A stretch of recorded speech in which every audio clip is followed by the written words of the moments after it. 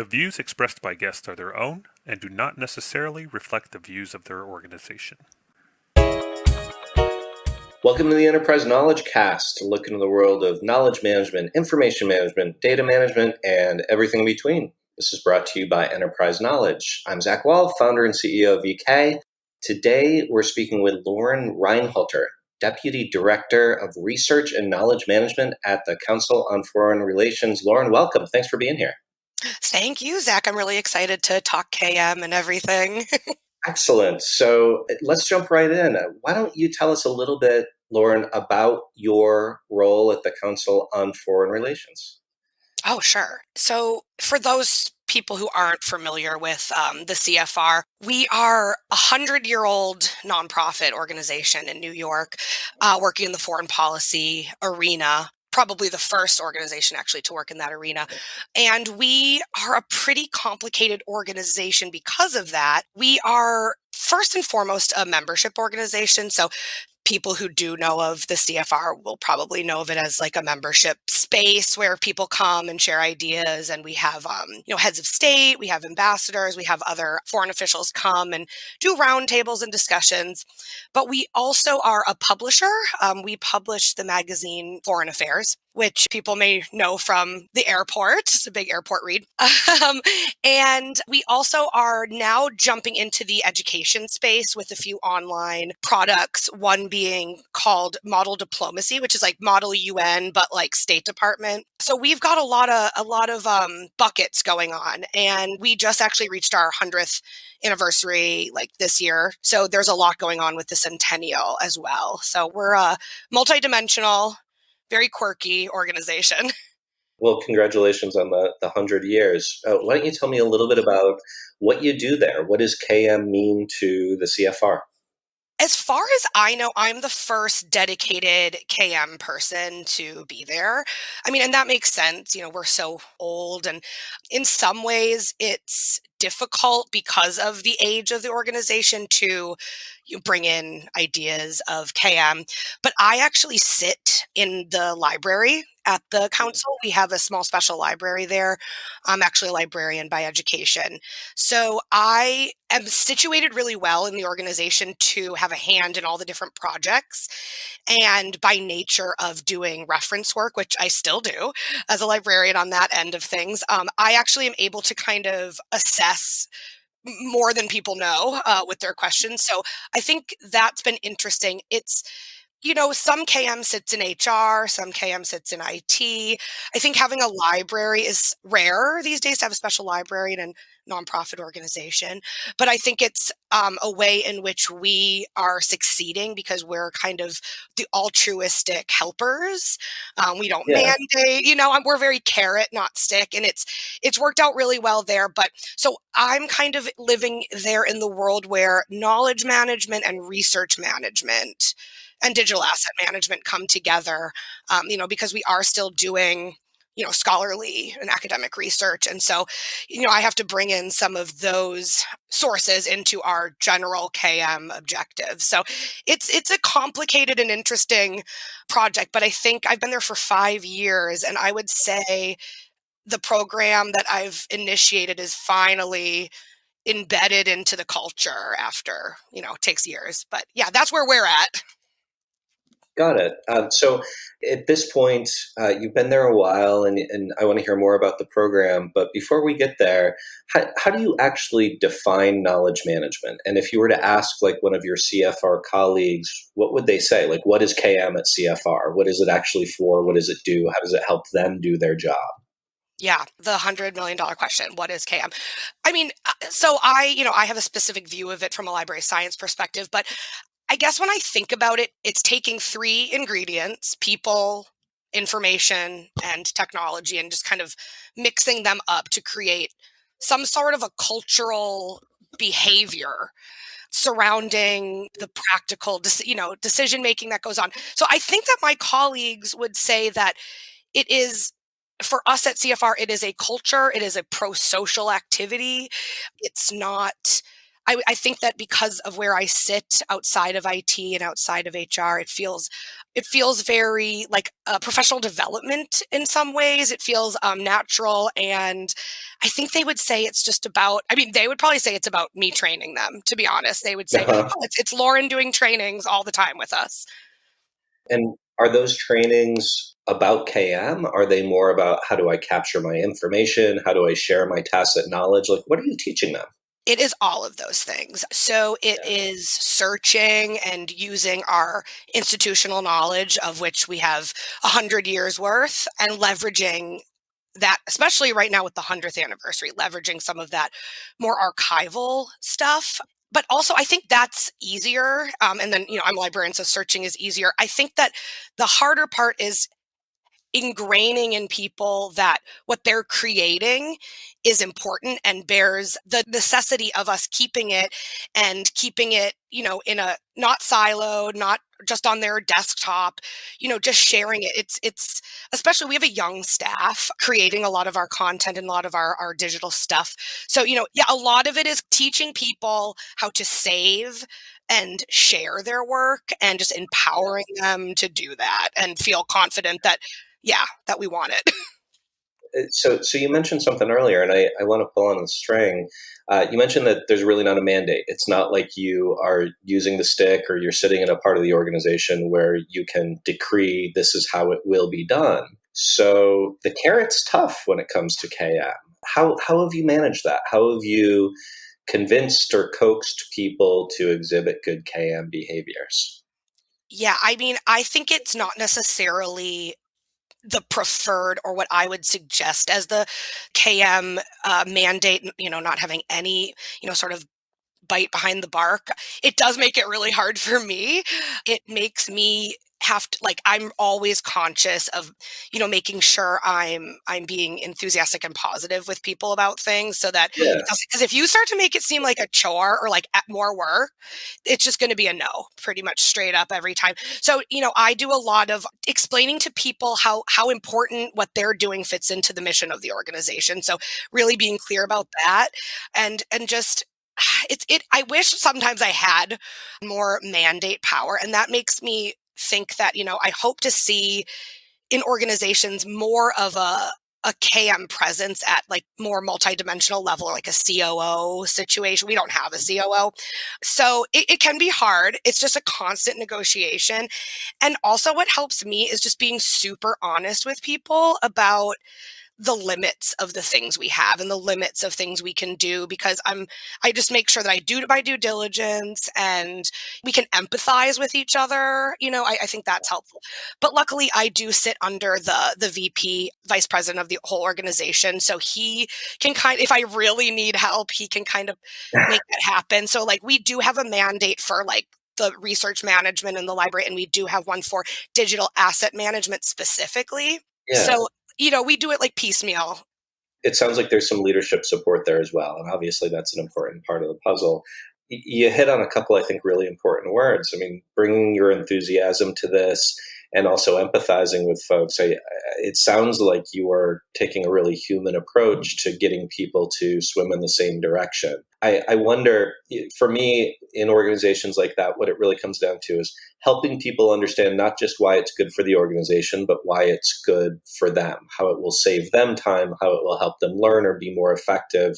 Has that been something that you've employed as well as one of your coaxing techniques, so to speak? Oh, absolutely. It kind of came to fruition for us. The first 5 years was really a part of it was a change management, trying to get people over to using a dam.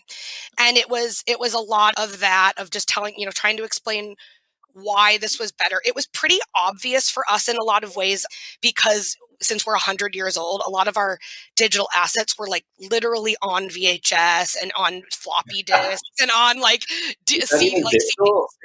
I don't Right. think VHS is digital, Lauren. Oh, I'm not sure. no, it is not digital. That's analog. But we made them. We digitized them. So our assets were there, and we digitized them. So now people, I think once that happened, we have a million audio visual assets of Wow. recordings from our meetings going back to, I think our earliest recording is like the 70s, was on like an old cassette tape. So I think once people saw it and saw proof of the project, and then that was great, and we got some more buy-in. But then last year when the pedal really went to the metal with the 100th year planning, and people realized that the stuff for 100 years was at their fingertips. It was kind of an aha moment for everybody. So I think you have to have a little proof of concept to really get the buy-in. And once they saw it, how it was making their lives easier, they don't need to go downstairs and grab a VHS and figure all that out. They were pretty enthusiastic about that. And I think that's really what catapulted it into like the full success that we've had. Yeah, that's a big deal. I mean, when you can actually have that, as you call it, the aha moment of, oh my gosh, I would have had to go downstairs. I would have had to do this research. I would have had to dig something off of a dusty shelf. You're literally saving me potentially hours at a time. That's a big deal. And for someone to experience it rather than be told it really matters. So the fact that you were able to have that in place and prove it, I think that's excellent. That's exactly what we want to hear. So tell us more about the program. You mentioned the program. You mentioned the fact that it took a few years. I've heard digital asset management. I've heard change management. Tell us about what you've done, and perhaps then we can talk about what's next. Well, it was a little bit of a trial by fire for me personally, coming out of a library science background.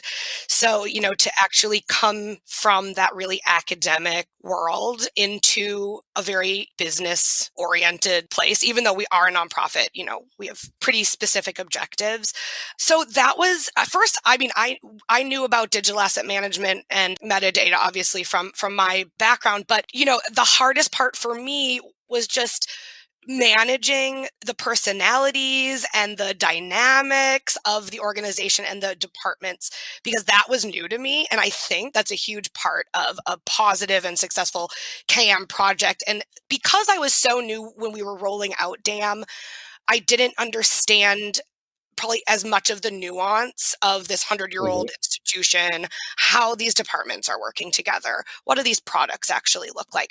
So that was a big learning curve for me, and I think that was rough. I mean, truly, I tried to start getting stakeholders trained up and involved department by department, and that really didn't work, because when we got like each department is like a little family, and they have their own dynamics and like stuff going on. So once we broke people out of that, they were more focused, and we were able to have some real success.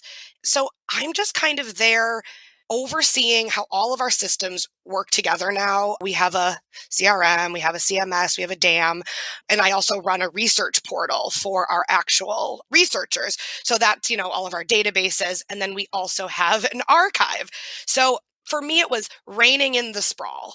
That is a huge Yeah. part of what my goal there is. And then secondly, just being just being a training face, being a consistent person who is non-judgmental, pretty enthusiastic about what I'm teaching to people.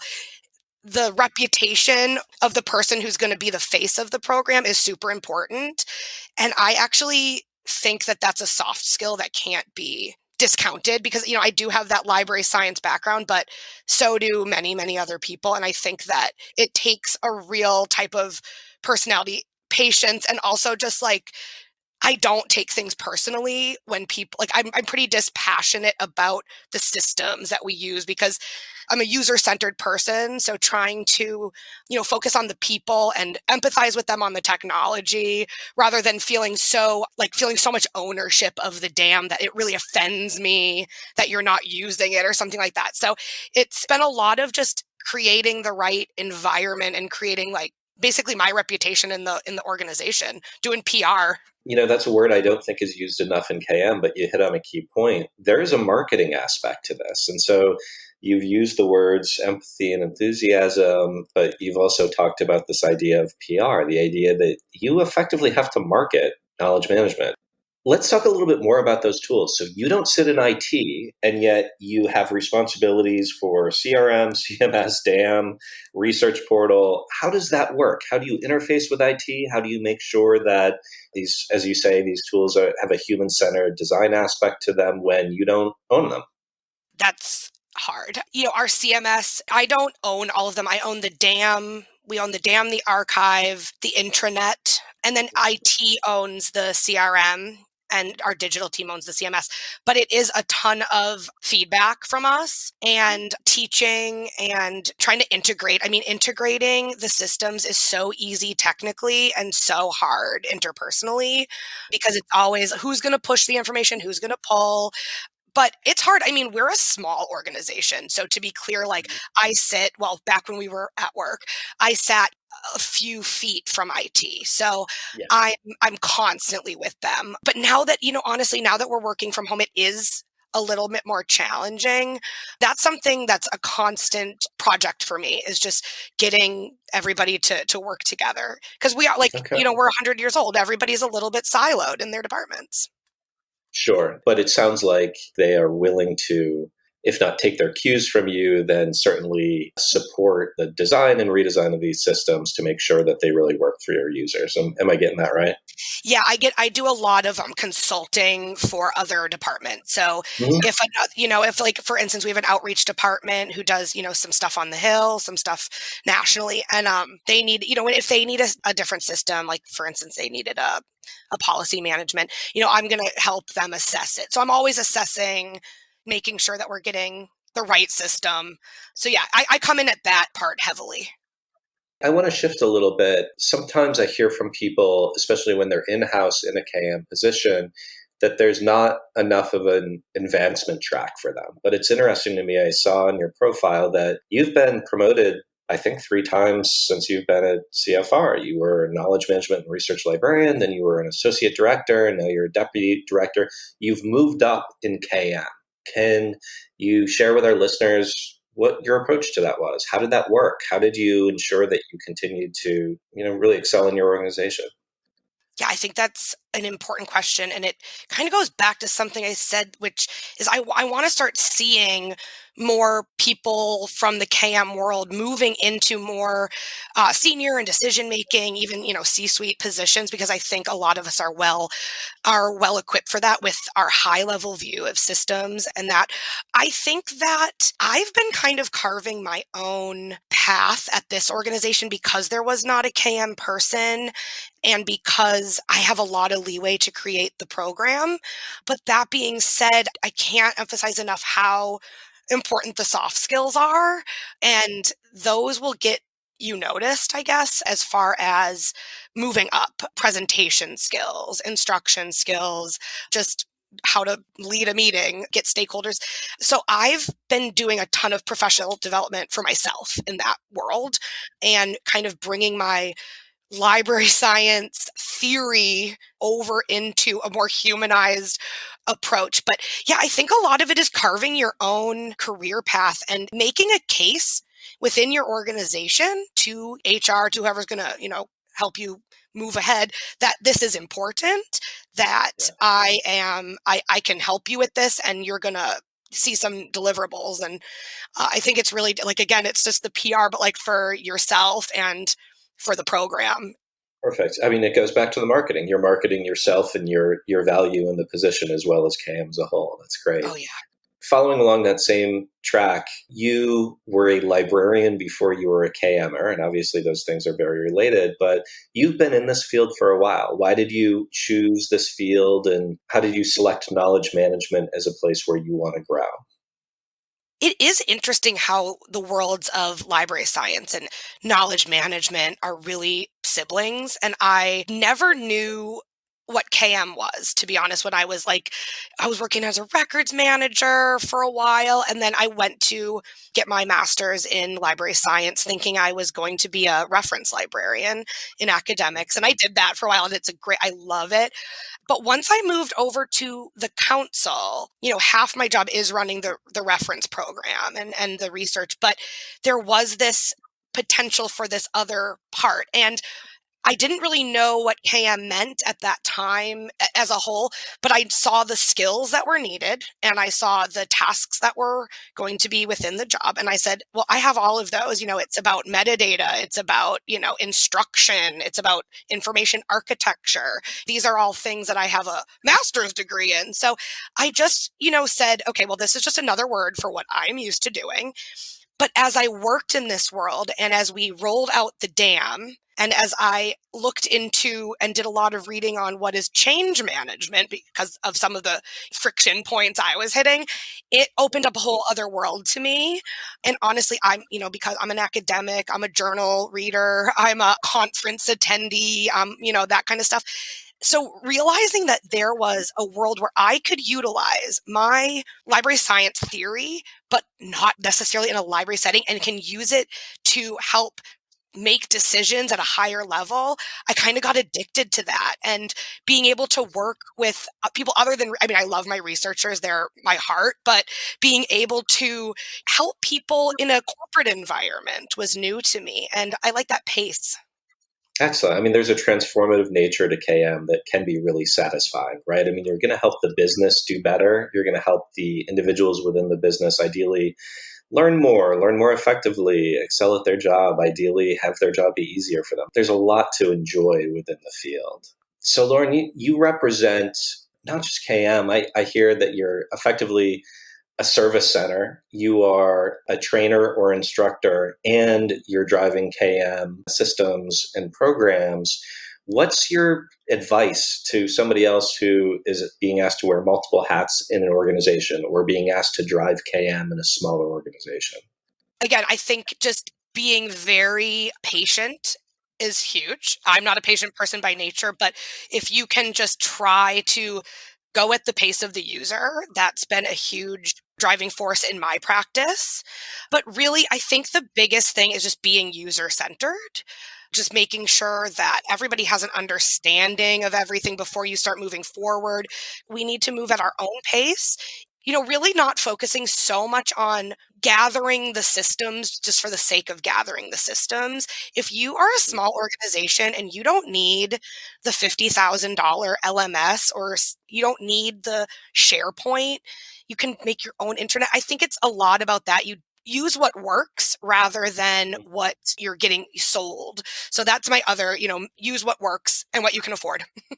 I think that that's so critical. And we see that a lot, even in bigger organizations, is everybody wants the big, shiny new tool. And sometimes it's not what your users need. It's not what the organization needs. And frankly, it's not going to be good for you. I like that scrappy, practical approach to KM, Lauren. That's fantastic. Yes. You don't need a jackhammer to nail into the wall. It's and honestly, an over-designed, overwrought system is just going to turn everybody off. Well said. Lauren, next, let's talk about the future. What are you most excited about in KM, either from a cultural or technical perspective?